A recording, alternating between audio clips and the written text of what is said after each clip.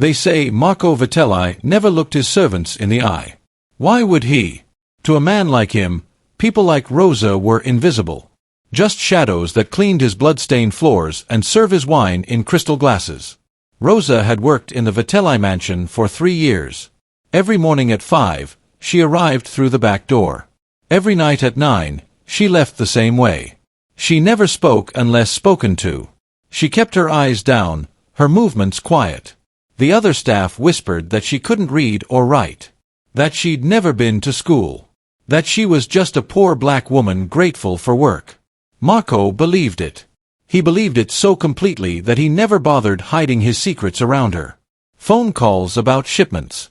Meetings about territory. Envelopes full of cash left carelessly on tables. Why would he worry? Rosa was nobody. She understood nothing. But here's what Marco didn't know. The quietest people hear everything. And sometimes, the ones you think are powerless are just waiting for the right moment to show you how wrong you've been. This is the story of how Rosa taught Marco Vitelli his final lesson. Rosa's mother had been a teacher before she died. She'd taught Rosa to read before she was 5 years old. By 10, Rosa was reading books meant for adults. By 15, she understood that being underestimated was sometimes the greatest advantage you could have. When Rosa applied to work at the Vitelli mansion, she wore old clothes and spoke in broken sentences. She pretended to struggle with simple instructions. She made herself small and simple and forgettable. The housekeeper hired her immediately. After all, who would suspect a maid who couldn't even read the labels on cleaning bottles? Marco Vitelli ruled Chicago's South Side with an iron fist. Drug trafficking, illegal gambling, protection rackets. His empire was built on fear and blood. But inside his marble mansion, surrounded by armed guards and loyal soldiers, he felt untouchable. Rosa watched everything. She memorized phone numbers spoken aloud. She noted names mentioned in angry conversations. She studied the patterns of deliveries and meetings. And every night, when she returned to her small apartment, she wrote it all down in perfect, careful handwriting. She was building something. A case. A record. Evidence that would bring down an empire. The turning point came on a Tuesday in November.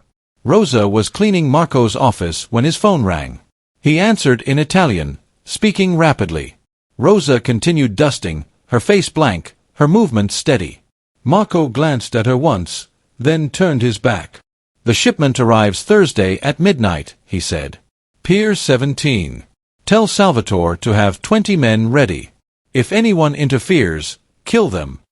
Rosa's hand trembled slightly, but she controlled it. She'd heard Marco order deaths before. But this was different. This shipment was worth millions. The police had been hunting for information about it for months. If they knew the location and time, they could finally catch Marco red-handed.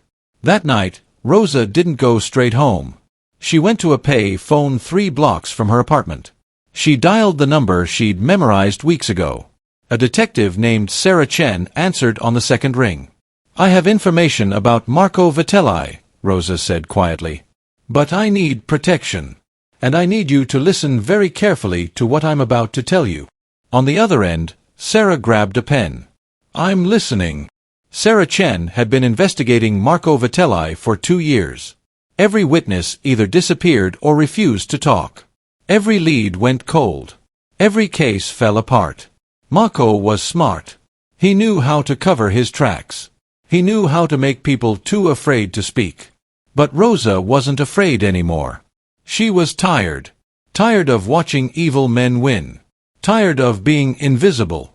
Tired of cleaning blood from marble floors and pretending she didn't know where it came from.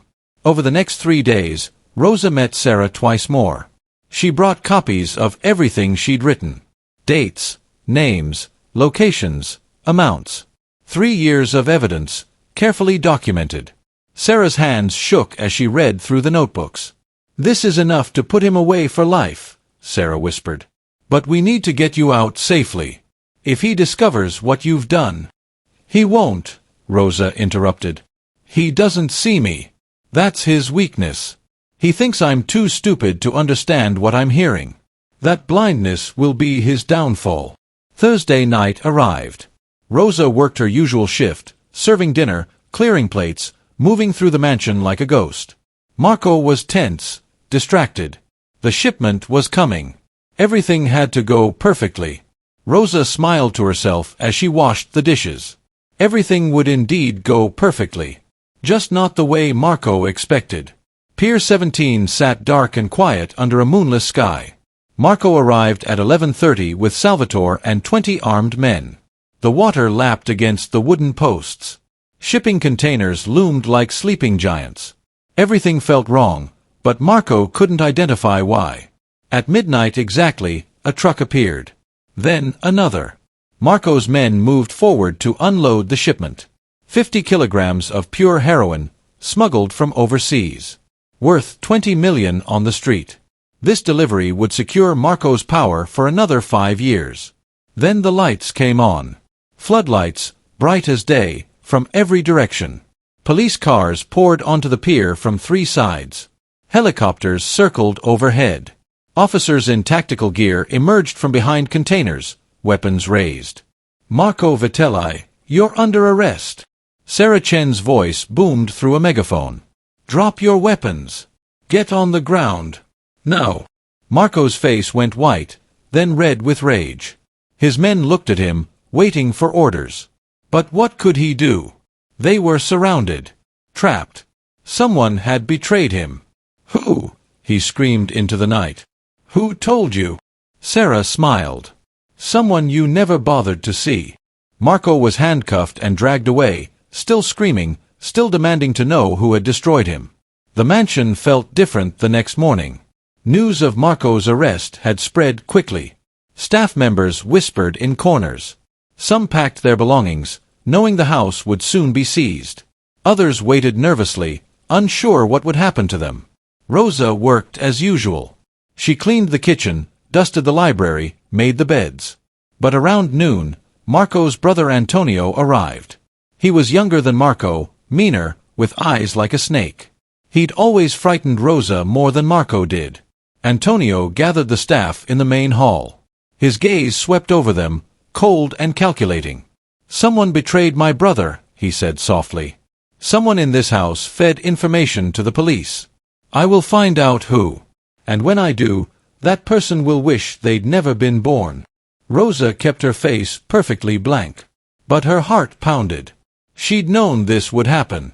The Vitelli family wouldn't simply accept defeat. They would want revenge. That night, Rosa didn't return to her apartment.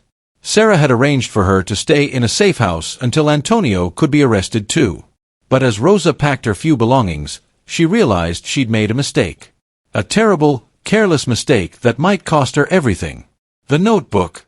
Her main notebook, the one with 3 years of evidence written in her own handwriting. She'd given Sarah copies, but the original was still hidden in her apartment. Under a loose floorboard beneath her bed. If Antonio's men searched her place and found it, they'd know immediately who had betrayed Marco. Rosa's hands shook as she called Sarah. I need to go back to my apartment. Just for 10 minutes. There's something I left behind. Absolutely not, Sarah said firmly. It's too dangerous. Antonio has men watching your building. If they see you, then they'll know anyway. Rosa's voice cracked. Sarah, that notebook has my handwriting. My name. Everything. If they find it, they'll kill me. They'll kill my sister. They'll kill anyone I've ever spoken to. Silence on the other end. Then Sarah sighed. I'll send officers with you. Plain clothes. But we go in fast, grab it, and leave. 5 minutes maximum. Understand? Rosa closed her eyes. I understand. An hour later, she stood outside her apartment building with 2 officers. The street looked normal. Too normal. Rosa's instincts screamed at her to run. But she couldn't. That notebook was a death sentence if it fell into the wrong hands. They climbed the stairs to Rosa's 3rd-floor apartment. The hallway was empty, silent. Rosa's hands trembled as she unlocked the door. The officers entered first, checking each room. Everything looked untouched. 2 minutes, one officer whispered. Get what you need and let's go. Rosa rushed to her bedroom. She knelt beside the bed, pried up the loose floorboard with shaking fingers. The notebook was there, exactly where she'd left it. Relief flooded through her. She grabbed it, stood, and turned toward the door. Antonio Vitelli stood in the doorway. He smiled. It was the cruelest smile Rosa had ever seen. "Looking for this?" He held up his phone, showing a photo of Rosa meeting Sarah at the payphone. "I've had people following you for 2 weeks. Marco thought you were harmless. I never did. Something about you always seemed wrong." The 2 officers rushed in, weapons drawn. But Antonio wasn't alone. 4 armed men appeared behind him. The hallway erupted in gunfire. Rosa dropped to the floor, clutching the notebook to her chest. Glass shattered. Wood splintered. Someone screamed. Then silence. Rosa looked up. The 2 officers were down, wounded but alive. Antonio's men had them at gunpoint. And Antonio walked slowly toward Rosa, his hand outstretched. "Give me the notebook," Antonio said quietly. "And I'll make your death quick. Refuse, and I'll spend days making you suffer." Rosa's mind raced. She was trapped. The officers couldn't help her. No one was coming to save her. In her hands, she held evidence that could destroy what remained of the Vitelli Empire. But if she gave it to Antonio, he would burn it. And then he'd kill her anyway. So Rosa did something unexpected. She opened her apartment window and held the notebook outside, 3 stories above the concrete sidewalk. "You want it," she said, her voice steady despite her terror.